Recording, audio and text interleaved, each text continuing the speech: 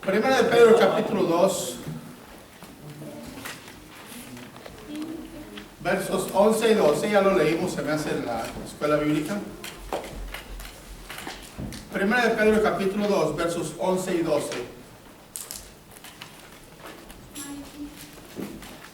Esto es solamente el primer paso en un orden que Dios ha establecido para que podamos vivir sabiamente, siendo felices, en una relación amplia y limpia con Él.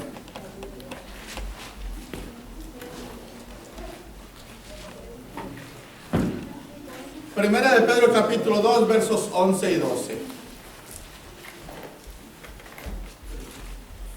Dice así la palabra: Amados, yo os ruego como a extranjeros y peregrinos, que os abstengáis de los deseos carnales que batallan contra el alma, manteniendo buena vuestra manera de vivir entre los gentiles, para que en lo que murmuran de vosotros como de malhechores, glorifiquen a Dios en el día de la visitación, al considerar vuestras buenas obras.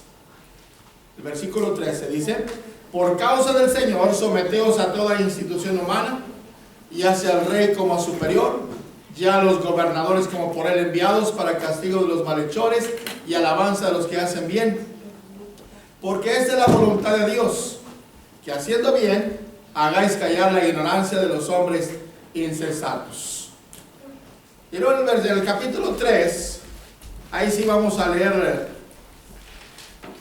alternadamente los versículos del 1 hasta el 7. Alternadamente. El primero es el segundo y en el 7 todos nos juntamos.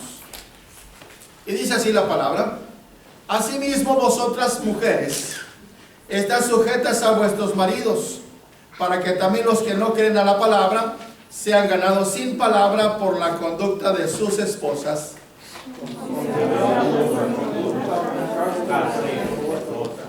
Vuestro atavío no sea el externo de peinados ostentosos, de adornos de oro o de vestidos lujosos, sino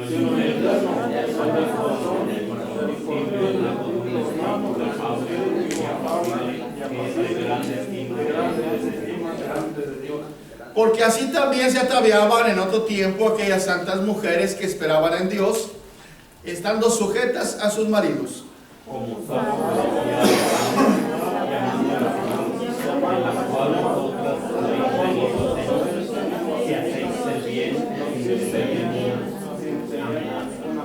todos al 7. Vosotros maridos igualmente vivid con ellas sabiamente, dando honor a la mujer como a vaso más frágil y como coherederas de la gracia de la vida, para que vuestras oraciones no tengan estorbo. Ocupen sus lugares.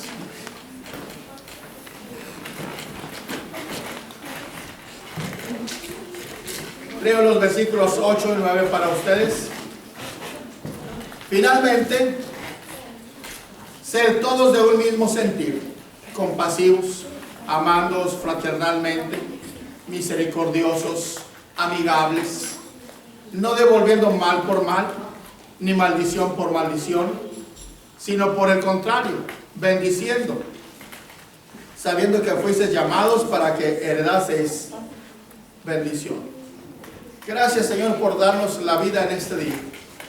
Gracias por el gozo, la alegría de presentarnos delante de ti con un corazón limpio por la sangre preciosa de tu amado Hijo, porque pedimos perdón, Señor, por cada una de nuestras faltas.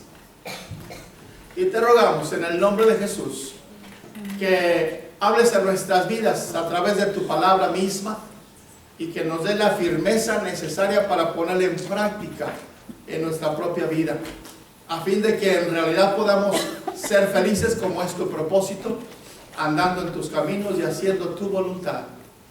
Gracias, Señor, en el nombre de Jesús. Amén.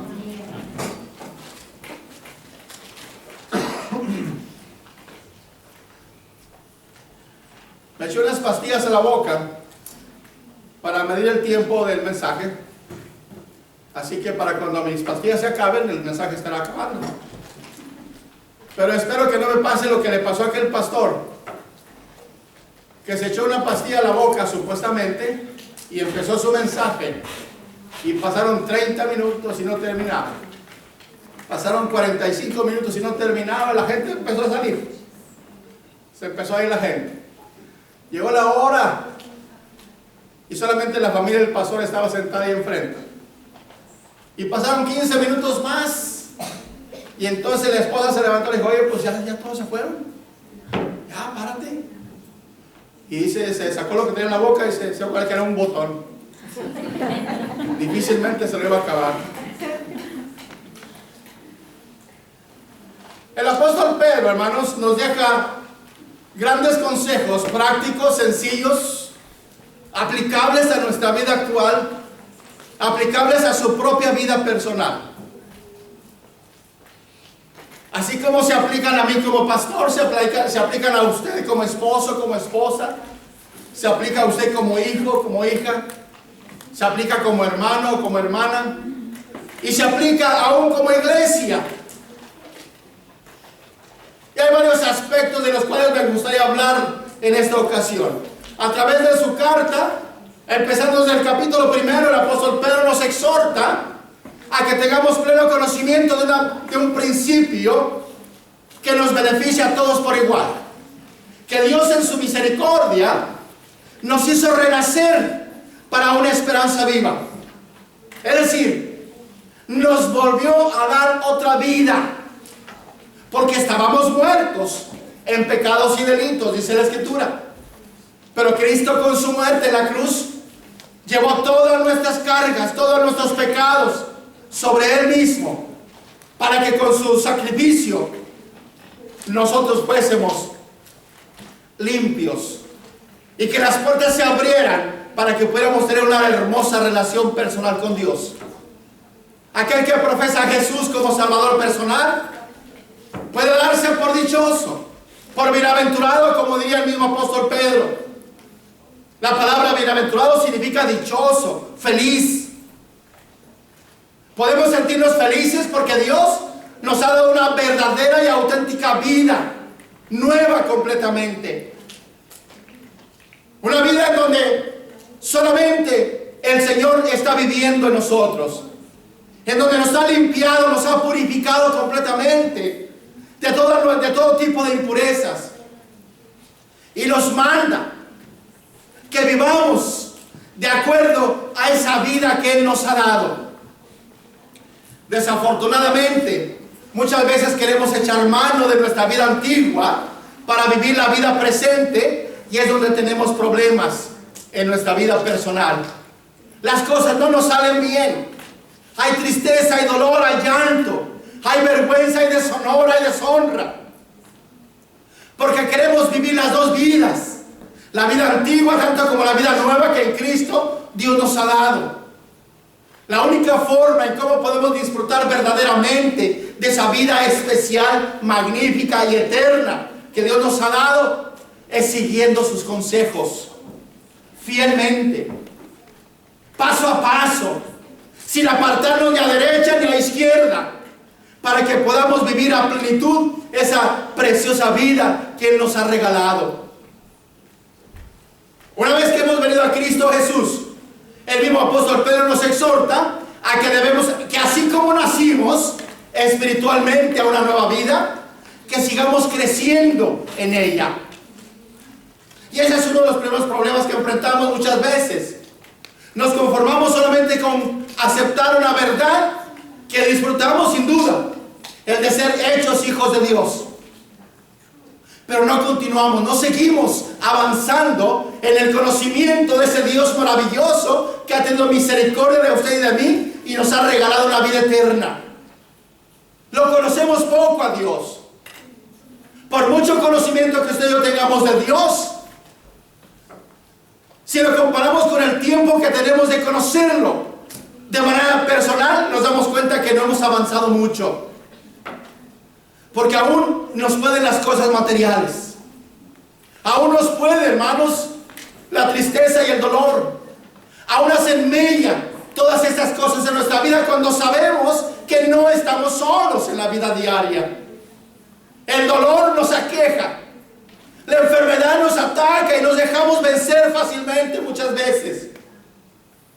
Cuando Dios nos ha asegurado su presencia en nosotros a través de su Espíritu Santo, que nos dice: no estás solo, no te he abandonado.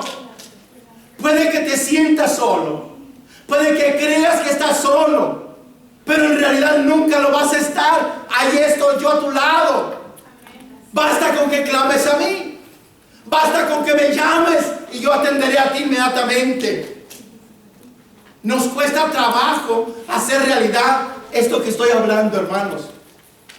Preferimos el abatimiento, la tristeza, preferimos el llanto, la vergüenza, en lugar de ser libre de todo ello. Antes bien, crecer en la gracia y en el conocimiento de nuestro Señor Jesucristo, dice el apóstol Pedro. Debemos crecer, avanzar en conocer ese Dios maravilloso. A medida que lo conocemos, mayor poder podemos tener para vencer los problemas que estamos enfrentando. Entre mayor conocimiento de Él y poder tenemos de Él también, podemos avanzar hacia esa meta que Él nos ha trazado, de llegar a ser como Él. Uno de los mayores problemas que tenemos como cristianos en la actualidad es en nuestras relaciones interpersonales. ¿Cómo estamos viviendo en el mundo? Dice el apóstol Pedro en el versículo 11 del capítulo 2: amados, dice, yo os ruego, como a extranjeros y peregrinos, que os abstengáis de los deseos carnales que batallan contra el alma, manteniendo buena vuestra manera de vivir entre los gentiles, para que en lo que murmuran de vosotros como de malhechores, glorifiquen a Dios en el día de la visitación, al considerar vuestras buenas obras. Dios nos exhorta que en nuestra relación con las demás personas, el estilo de vida que llevemos sea un estilo de vida bueno. Que nuestra manera de ser con los demás sea una buena manera. Que en lo que hablamos con los demás, hablemos de buena manera. Que las acciones que hacemos para con las demás personas sean de buena manera también. Pero hay dos cosas que necesitamos entender y tener siempre presentes. Aunque estamos en el mundo, no somos del mundo, dice la Escritura. Por eso el escritor usa aquí una palabra: extranjeros, peregrinos. Aunque parecieran significar lo mismo, son dos ideas muy diferentes. Hablaba con la clase hoy en la mañana. Un extranjero es una persona, es alguien que no es de aquí. No es de aquí. Puede que sea de e-commerce, puede que sea de gaming, de cualquier otra parte. Está aquí, pero no es de aquí. O puede ser de otro país también. No es de aquí, es de aquel otro país. Y un peregrino también es una persona que pasa por aquí, pero que no se va a quedar.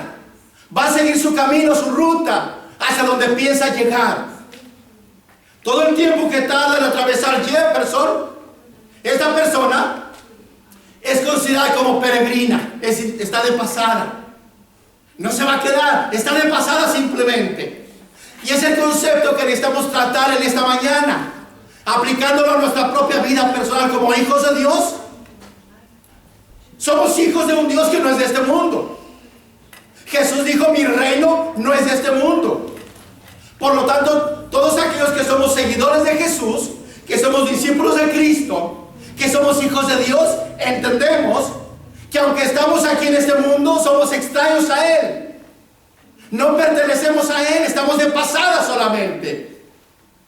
Desafortunadamente, desafortunadamente, muchas veces pensamos como si fuéramos permanentes aquí en este mundo, como si nunca nos fuéramos a ir de Él.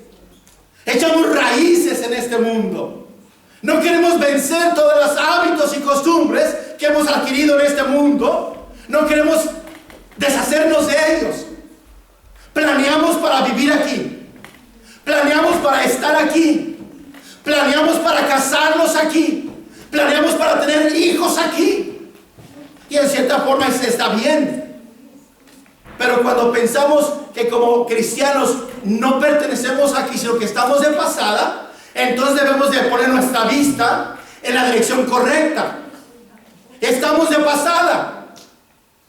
Nuestra patria celestial es celestial. Nuestro destino final se llama el cielo. Por lo tanto, debemos considerarnos extraños a este país, extraños a esta comunidad. Aunque esta comunidad piense y haga y hable como lo está haciendo, usted y yo necesitamos y debemos, más que necesitar, debemos de ser diferentes que ellos, porque no pertenecemos a ellos. Si la gente habla o maldice, haga cosas inmorales, qué sé yo, pues que lo siga haciendo, porque ellos son de aquí, aquí pertenecen. Pero yo no pertenezco a este lugar, estoy de pasada, mi patria es celestial. Por lo tanto, no debo ni adquirir ningún derecho en este mundo. Tengo que renunciar a todo estilo de vida que este mundo tiene. Por eso es que en la mayoría de las veces la gente que nos ve afuera nos juzga y dice que no hacemos lo mismo que ellos hacen, y nos discriminan, nos critican, se burlan de nosotros. Y es lo que dice la misma escritura, dice: a estos les parece cosa rara, extraña, que ustedes no sigan en el mismo desenfreno que ellos están siguiendo, que no hagan las mismas cosas, y por eso los ultrajan, los maldicen. Pero debemos entender una cosa, hermanos: no somos de aquí. Este no es nuestro destino final. Estamos de pasada solamente. Debemos pensar en nuestro destino final. Me llama la atención cuando tocamos el libro de los Hebreos con el pastor. Hay un pasaje que me llama la atención varias veces y en un par de lugares. Habla de aquellos héroes de la fe, aquellos patriarcas, aquellos antiguos que habían salido de un lugar para ir a otro. Y dice que nunca quitaron su vista del lugar a donde querían llegar. Dice, y no habían pensado en regresar de donde habían salido, porque tenían tiempo de volver allá. No, su vista estaba puesta en la meta final, que se llama el cielo. Por eso es que pudieron soportar, aguantar y ser diferentes a todas las demás naciones. ¿Por qué? Porque pensaban que no eran de allí. Aunque la tierra Dios se las había dado en propiedad eterna, ellos no seguían pensando en la tierra como su propiedad final. Estaban pensando en el cielo. Por eso es importante que usted y yo analicemos en esta hora cómo estamos relacionándonos con esta comunidad, o las personas con las cuales vivimos, o nos tratamos, o tenemos como amigos, o como parientes, o como compañeros de escuela o de trabajo. ¿Cómo nos relacionamos con ellos? Dice la palabra que tenemos una gran batalla dentro de nosotros. Dice que os abstengáis de los deseos carnales que batallan contra el alma. Y en cierta forma, hermanos, tenemos deseos que son naturales en nosotros. El deseo de, luego decimos al cuerpo lo que pida. ¿Tiene sed? Dale de beber. ¿Tiene hambre? Dale de comer. Es un deseo natural. Pero también aparte de eso hay otros deseos. El cuerpo te pide sexo, dale sexo, sin importar si es correcto o no. Y ahí es donde fallamos. Son deseos naturales, sin duda. El sexo fue creado por Dios. Y Dios creó a la primer pareja para que tuvieran esa relación sexual. Pero dentro de esos límites, dentro de esas fronteras que se llaman matrimonio. Todo lo que queda fuera de ello, todo lo que se hace fuera de ello, no es aprobado por Dios. El sexo es algo glorioso, es algo hermoso, siempre y cuando se practica dentro de los parámetros divinos. De ahí que el cuerpo, aunque es un deseo natural, nuestra sexualidad es algo natural, siempre está luchando por querer salir fuera de nosotros. Ay, cómo tengo ganas de hacer esto. Ay, cómo me gustaría mucho hacer esto. Es un deseo natural. Ese deseo natural está batallando, luchando contra nuestra propia alma, que también tiene sus propios deseos, y son los deseos de Dios. Nuestra alma, dice el salmista, mi alma tiene sed de Dios. Si nuestra alma tiene sed de Dios, nuestra carne desea a Dios, hablando por supuesto también de nuestro ser interior. Busca y desea satisfacer sus deseos en Dios. Pero así como nuestra alma desea satisfacer sus deseos en Dios, nuestra carnalidad, nuestros deseos carnales, también quieren satisfacer sus propios deseos. Y es donde hay una guerra, una batalla constante con la cual estamos siempre luchando, usted y yo. Ay, cómo me gustan las mujeres, decimos los varones. Y a lo mejor las mujeres también dicen lo mismo, cómo me gusta ese hombre. Son deseos naturales, pero debemos abstenernos de ellos. Dice la Escritura, abstenemos. Absténganse, deténganse, párense, evítenlos, no los hagan. Esta mañana decía en la clase, si oyen mis tripas que están gruñendo, no se asusten. Es que no desayuné ahora. Y no porque no haya querido desayunar. En realidad no quise desayunar. No tengo esa costumbre de desayunar. Aunque mi cuerpo como algo natural me está pidiendo un desayuno, yo le digo no. No hay desayuno ahora. Y mi cuerpo tiene que obedecer a ello. Por eso se queja, se revela a través de ese gruñidero de tripas que usted puede tener a lo mejor en ese momento. Es algo natural, hermanos. Pero dice la Escritura, hablando de esos deseos naturales que se anteponen al deseo de Dios, debemos abstenernos. Detente, párate, no lo hagas. ¿Cuántas veces como pareja que están en una relación de noviazgo quizás en algún momento dado sienten ese deseo de satisfacer deseos carnales? Dice la palabra, deténganse, cálmense, tranquilícense, evítenlos. Hagan oídos a sus deseos del alma. El alma desea deleitarse en Dios. Por eso, cuando usted tiene el deseo de venir a la casa de Dios, pero decide no venir, usted le dijo sí a su deseo natural. ¿Cuál era ese deseo natural? Quedarse dormidito. Ay, descansa. Tómate un rato más, que tal lo tienes. No te mortifiques, no eres el único que va a faltar. Es un deseo natural. Pero ¿qué dice la Escritura? Absténganse de eso. Cuando usted deja que su carnalidad venza, el deseo de Dios se aplasta constantemente. Usted tiene el deseo de leer la palabra de Dios, su alma desea leer la palabra de Dios, pero algo muy dentro de usted se resiste a ello. El deseo natural de su alma es deleitarse en la palabra de Dios, pero su deseo natural le dice otra cosa muy distinta. Oye, viene el Chapo de Sinaloa. Oye, va a ser ese otro grupo por acá. Vente para acá, deja eso, hombre, habrá tiempo para eso. Hay más tiempo que vida. Los deseos naturales se anteponen a los deseos de Dios. Y dice la Escritura que debemos abstenernos. Si en realidad queremos disfrutar de esa vida preciosa, feliz que Dios quiere darnos, nos ha dado definitivamente, tenemos que decirle o aprender a decirle no a aquellas cosas que navegan en contra de la voluntad de Dios.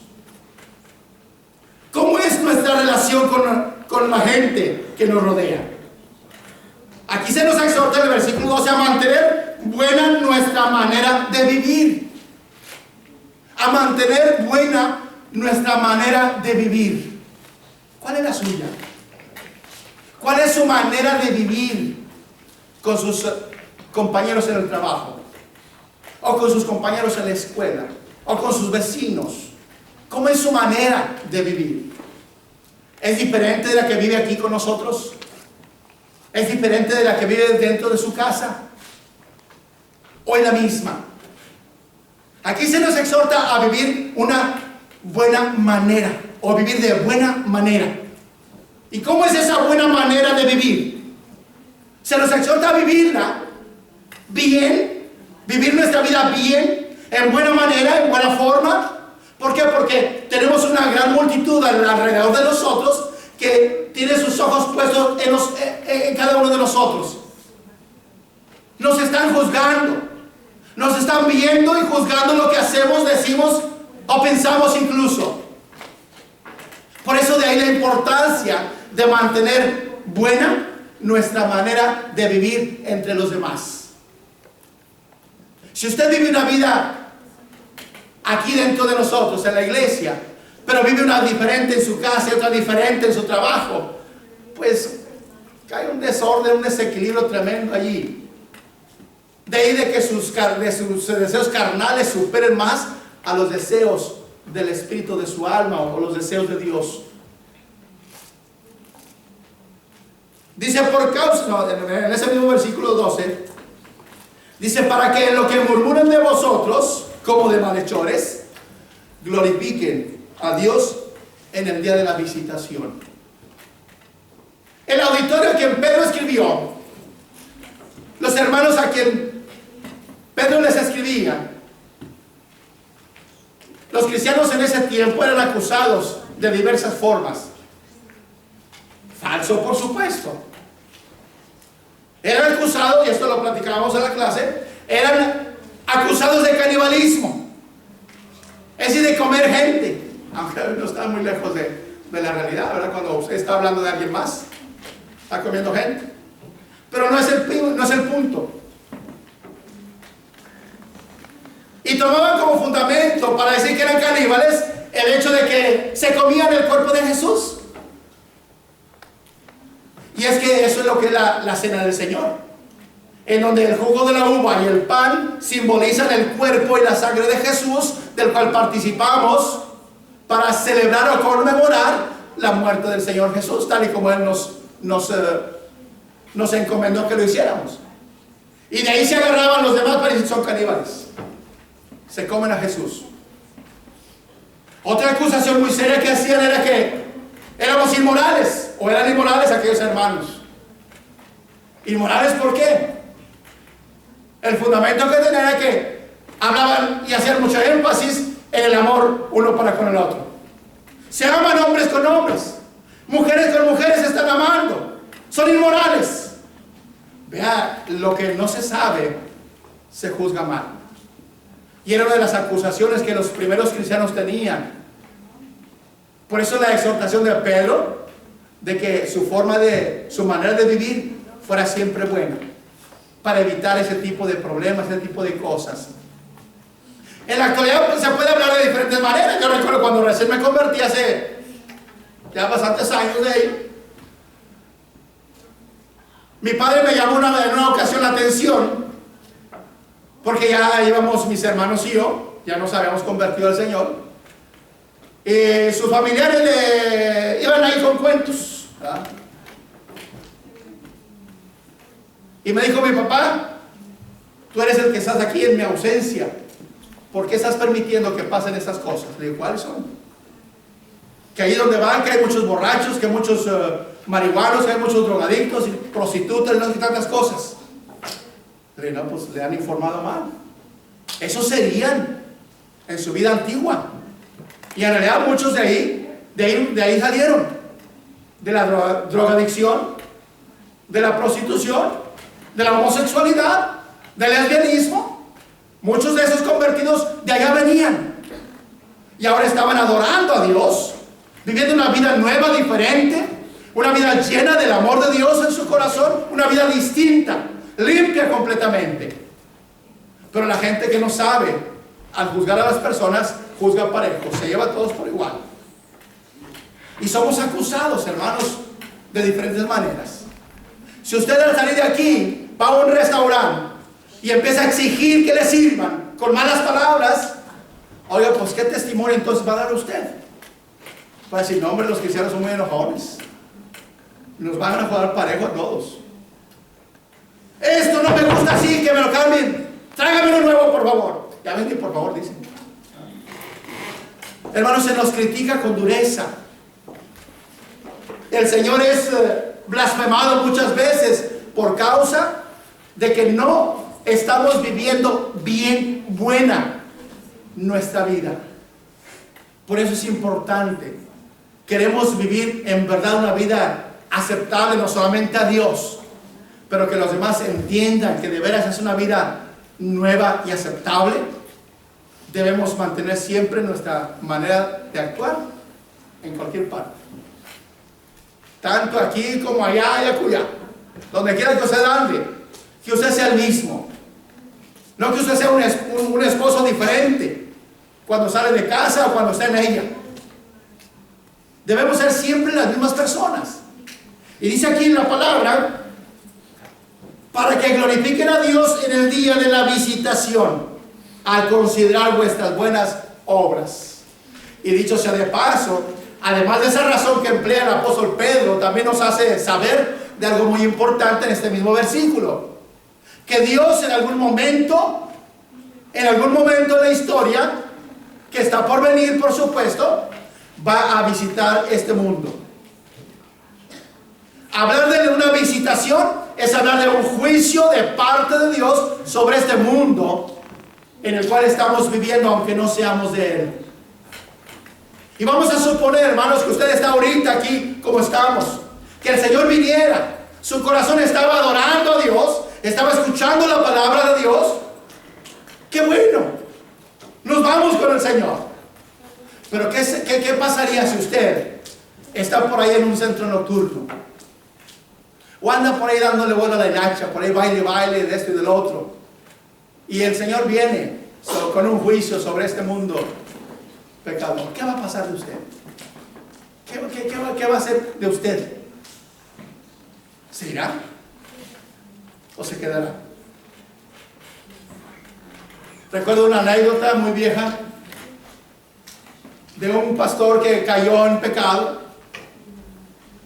Fue expulsado de la iglesia, fue expulsado de su denominación y anduvo vagando de un lado para otro sin arrepentirse, sin buscar a Dios en arrepentimiento. Se apartó de Dios completamente. Y en una ocasión en la ciudad de Nueva York fue y entró a un centro nocturno. Para su desgracia, en esa noche aquel lugar se incendió y él, al igual que muchos de los que estaban adentro, murieron quemados. El comentario que vino como resultado de ello en relación con él fue que, pudiendo haber tenido una muerte mejor, tuvo una muerte horrible. Qué triste, qué triste. Cuando el Señor venga, seremos juzgados. Este mundo será juzgado. Pero que cuando eso ocurre, hermanos, no nos encuentre de sorpresa.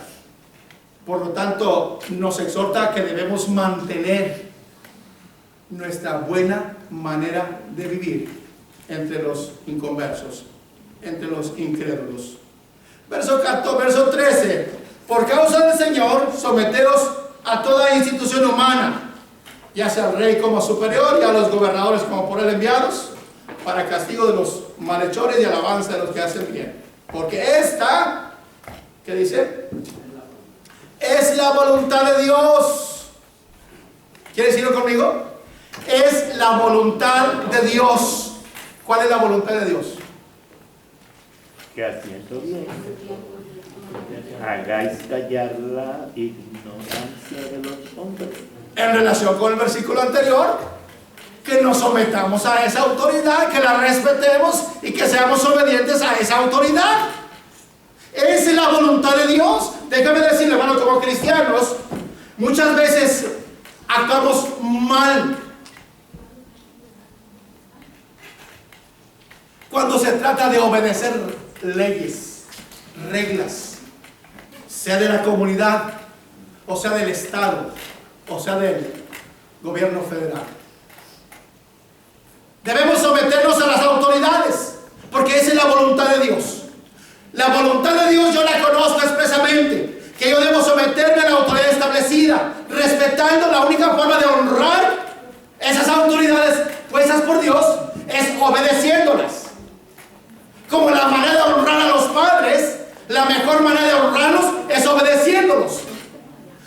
también queremos honrar a Dios, tenemos que obedecer las leyes establecidas, porque para eso fueron puestas.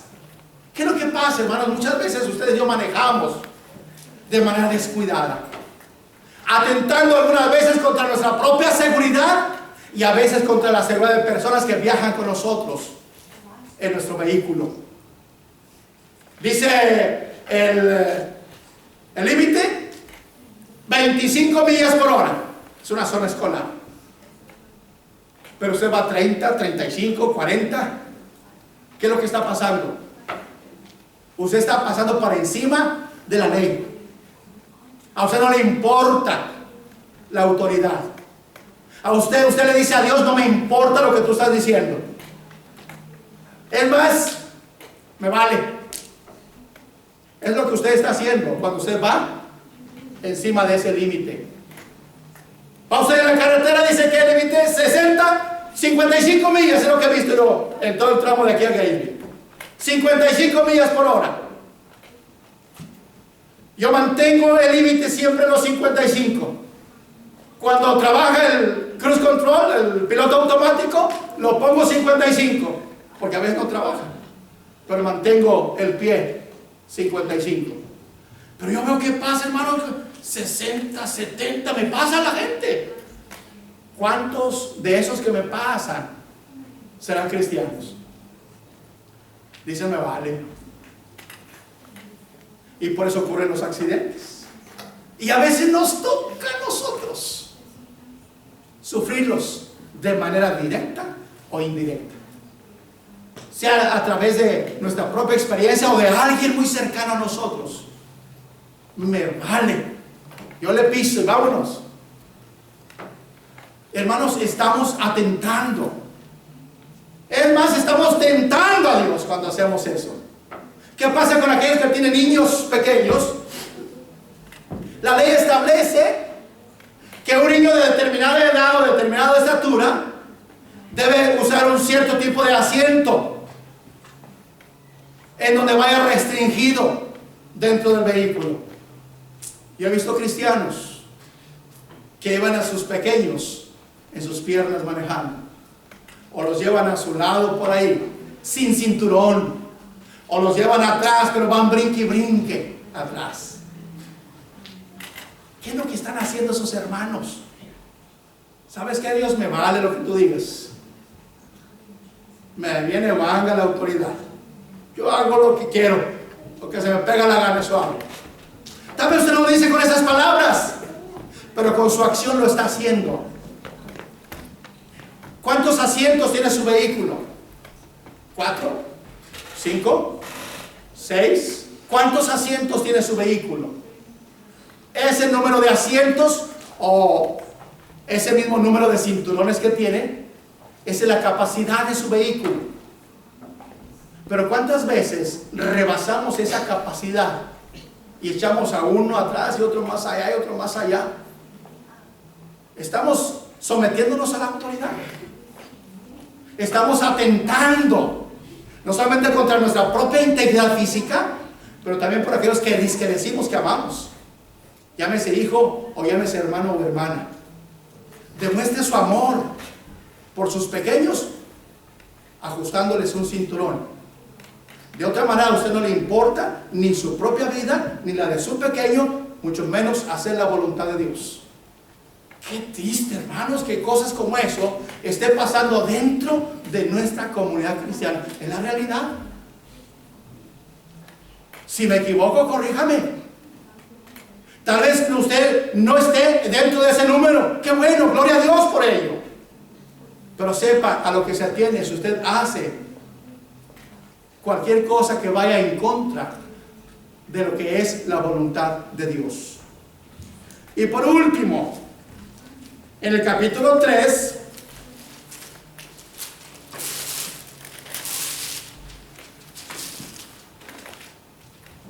asimismo vosotras mujeres, capítulo 3, verso 1, están sujetas a vuestros maridos, para que también los que no creen en la palabra sean ganados sin palabra por la conducta de sus esposas, considerando vuestra conducta casta y respetuosa.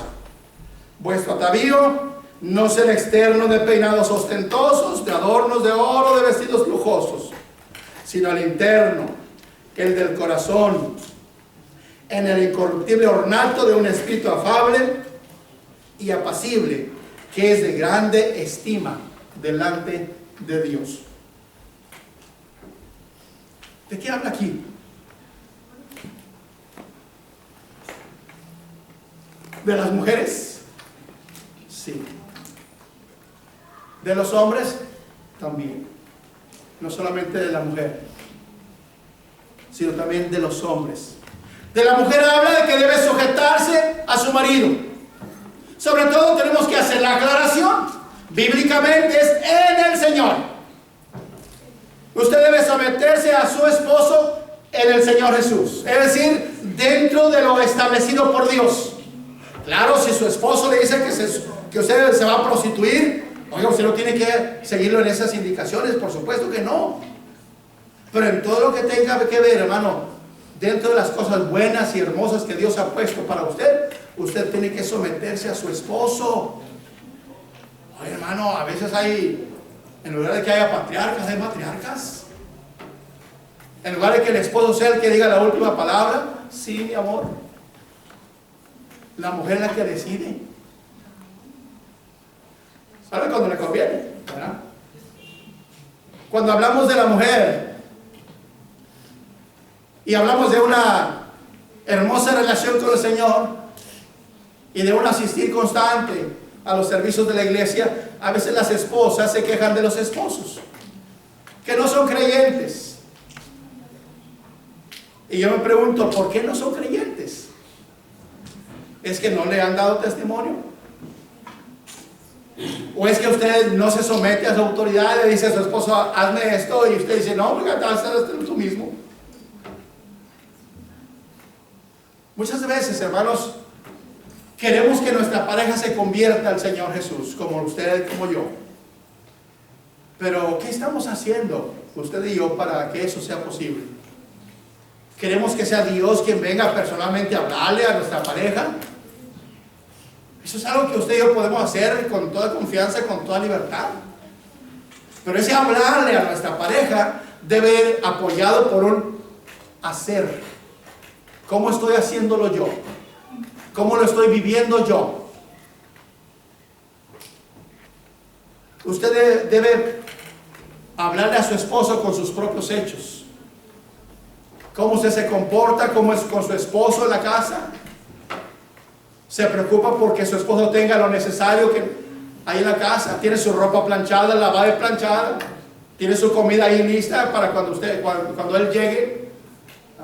¿O se viene a la casa, a la iglesia, y se olvida de que su esposo tiene que llegar a comer? Pues, ¿cuándo se va a convertir entonces? Pues no, esta mujer se la pasa encerrada en la iglesia. Yo no sé qué tanto pasen ahí encerrados en la iglesia. Seguro se han metido con el pastor.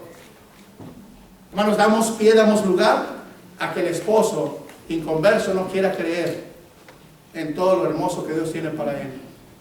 Si usted con su propia vida no le da testimonio a su pareja, difícilmente él va a caer en las redes del Señor. Lo mismo maridos. Verso 7. Igualmente vivir con ella sabiamente, dando honor a la mujer como a vaso más frágil y como a coherederas de la gracia de la vida, para que vuestras oraciones no tengan estorbo. ¿Cómo tratamos usted, varón, y yo a nuestra pareja? ¿Cómo le hablamos a ella? ¿Con cariño, con ternura? ¡Hazte para acá! ¿Cómo lo trata a usted su esposo? ¿Cómo trata a usted, varón, a su esposa? Si usted no le habla bien a su esposa, si usted le habla ásperamente, si usted le grita a su esposa, si usted quiere solamente imponer su propia autoridad sobre ella, sin siquiera usted someterse a la voluntad de Dios, a la autoridad de Dios, ¿cómo espera que ella se someta a usted? Me llama la atención, y con esto quiero terminar, la forma en cómo Pedro habla del tratar a la mujer. Dice, como a vaso más frágil. Es decir, como algo que se puede romper, quebrar. Y para que Pedro hable de esto, Dios tuvo que haber tratado con él de una manera muy intensa. Porque Pedro era un carácter fuerte, violento. Y para que haya aprendido a hablar de esta forma, quiere decir que Dios trató con él de una manera muy íntima, muy personal. Y yo le pregunto a usted, ¿está dejando que Dios trate con usted en su corazón? ¿Está permitiéndole a usted a Dios tener en su corazón siempre el primer lugar? ¿Está usted dejando que Dios le dirija, que Dios le aconseje? ¿Cómo esperamos tratar bien a nuestra pareja? Hoy me siento contento porque mi esposa está conmigo. Después de más de 2 meses en el hospital. Ahora que la tengo, bueno, mejor dicho, todo el tiempo que estuvo en el hospital, a mí en lo personal me ayudó muchísimo para entender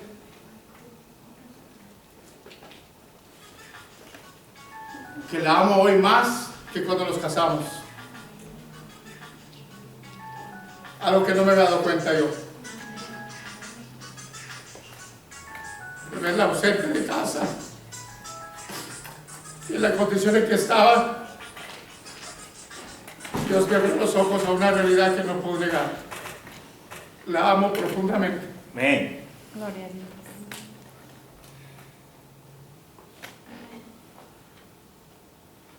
Dios ha tenido que tratar conmigo también ese aspecto. Así es. No soy el mismo que hace 36 años, tampoco soy aquel que Dios quiere que sea. Estoy en ese proceso. Dios está trabajando conmigo. Amén. Y voy a hacerlo cuando Él me lleve con Él. Pero en el camino queda todo mi esfuerzo, todo mi interés, porque Dios trabaje conmigo. Varón, deja que Dios trate contigo. Deja que Dios trate contigo de manera personal. Deja que Dios te muestre, te enseñe todo su amor, toda su paciencia, todo su cariño. Deja que Dios llene tu corazón de su amor, de su paz. Pídele que abra tu corazón para con tu pareja. Háblale con amor. Háblale con dulzura. El que seas fuerte, rudo, no quiere decir que no sepas decir palabras bonitas. Y yo tengo que reconocerlo públicamente. Yo no sé decir palabras bonitas. Lo único que quiero decirle siempre a mi esposa, te quiero mucho.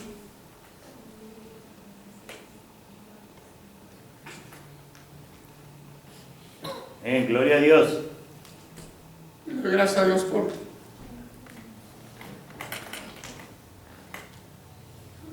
ya no puedo tener conmigo. Estos días le estoy echando ganas, como lo decimos, a expresarle con mis hechos cuánto le amo, cuánto la quiero, cuánta falta me hace.